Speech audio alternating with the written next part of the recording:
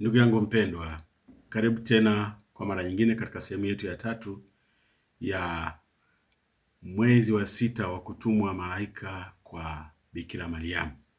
Tuliangalia sehemu ya kwanza ya kwamba mwezi wa sita, na tukaondoka na swali ya kwamba mwezi wa sita, ukisoma kwenye ile Luka sura 1 mstari wa 26 inaposema malaika Gabriel alitumwa, ilikuwa ni mwezi wa sita. Mwezi wa sita malaika Gabriel akatumwa.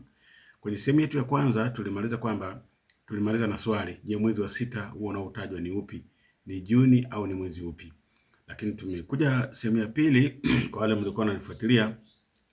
Sehemu ya pili tuliangalia kwamba Yesu kwa kuwa alizaliwa Agano la Kale, na Agano la Kale walikuwa wakitumia kanuni zile za kuhesabu tukio, umri wa tukio ndio linatajwa tukio linaloendelea, na nilikupa na mifano kwamba unaweza kusema kwamba mwaka wa kadhaa wa kutawala fulani jambo fulani lilifanyika. Ili lielezewe lile jambo, unatajwa muda wa utawala wa mfalme fulani, alafu katika muda ule jambo fulani lilitendeka. Tulizungumza vile, na kisha kwenye sehemu yetu ile ya pili tukasema kwamba na kwa kuwa Yesu alizaliwa Agano la Kale, kwa hiyo mahesabu ya mwezi wa sita yanayotajwa haimaanishi Juni au hayatumiki mahesabu ya kalenda zetu. Kwa hiyo mwezi wa sita unaotajwa pale tulipitia kidogo kwamba kumbe ulikuwa ni mwezi wa sita wa ujauzito wa ndugu yake au Elizabeth ambaye ni mamake Yohana. Tukasema Elizabeth umri ulikuwa umeshapita na alikuwa ni tasa, alikuwa hazai, lakini baadaye Mungu alimtuma malaika kwa mume wake anaitwa Zakaria akiwa hekaruni, akamtuma kwenye, tulisoma kwenye ile Luka ile 1 ule mstari wa 23. Kwa hiyo akamtuma, ukianzia mstari wa 23 na 24 utaiona hiyo habari. Akatumwa malaika kwenda kumwambia, na yule bwana akasema, sasa nitayajuaje haya? Akamwambia, utakuwa bubu mpaka mtoto atakapozaliwa. Na ndivyo ilivyokuwa. Sasa akiwa katika ujauzito, maandiko yanasema akatawa miezi mitano, maana akalea mimba kwa miezi mitano.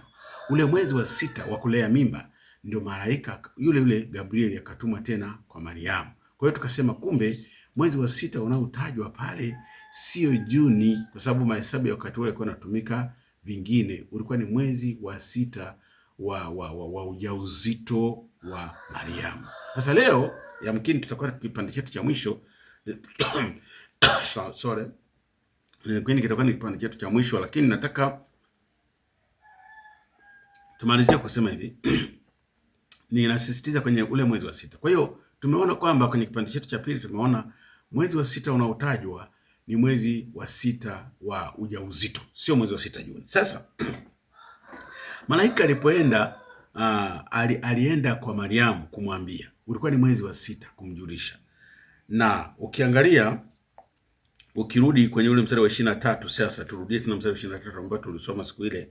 Hapa tunaona kwamba ili tarehe ipangwe. Kumbuka utaratibu ulikuwa ni wa kupanga, wa kutaja, badala ya kutaja au kuandika kwamba tarehe fulani mwezi fulani malaika alienda. Sasa wakati huo mahesabu yalikuwa hayana. Sasa ili kupata mahesabu haya likatumika tukio la ujauzito wa Elizabeth.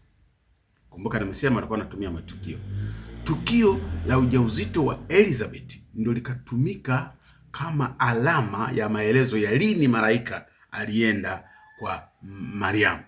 Ndio sasa ukisoma 23 Luka 1 anasema Luka 1 mstari wa 23. Wacha nisome 24 moja kwa moja. Anasema hata baada ya siku zile mkewe Elizabeth alichukua mimba akazaa,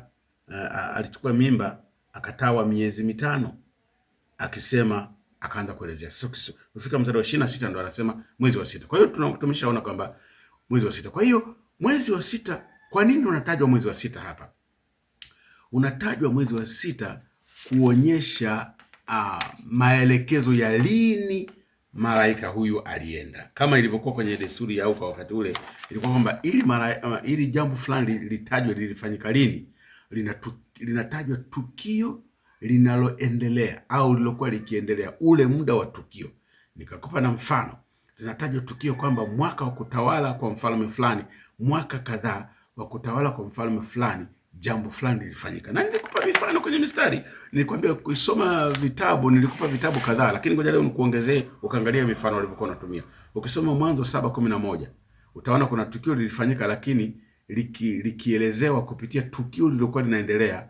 Wakati linaendelea mwaka kadhaa likatokea hilo. Vivyo hivyo Wafalme wa Kwanza 6:1 hapo utapata. Vivyo hivyo Wafalme wa Kwanza 15:25 kuna tukio. Vivyo hivyo Wafalme wa Pili 12:6 utaona kitu hapo.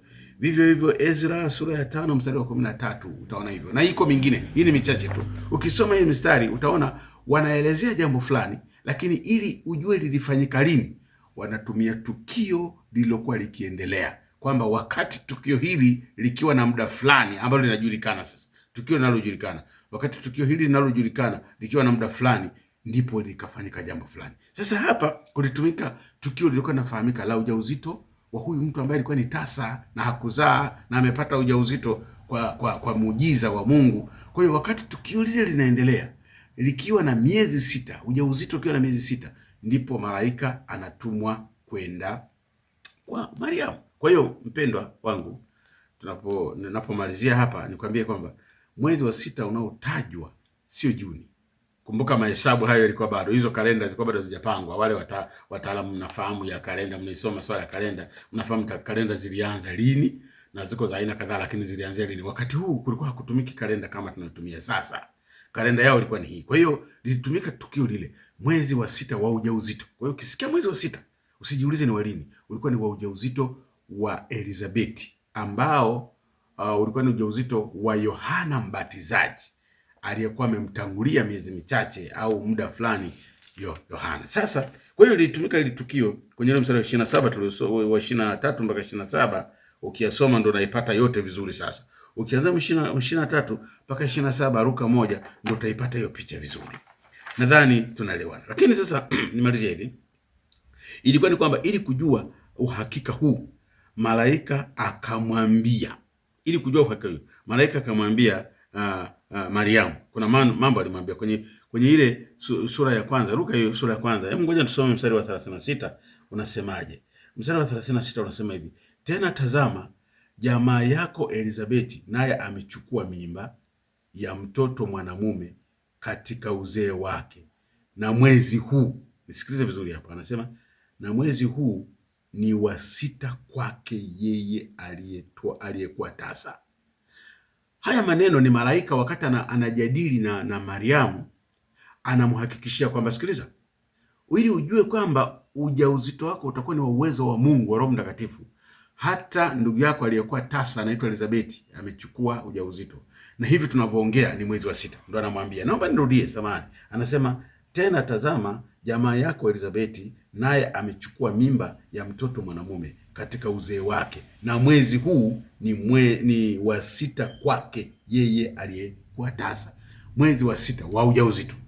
Kwa hiyo nadhani tukubaliane kwamba mwezi unaotajwa hapa ni mwezi wa 6. Mwezi wa 6 unaotajwa hapa si mwezi wa 6 kwa maana ya Juni, yaani mwezi wa kwanza, wa pili, yaani wa mwaka.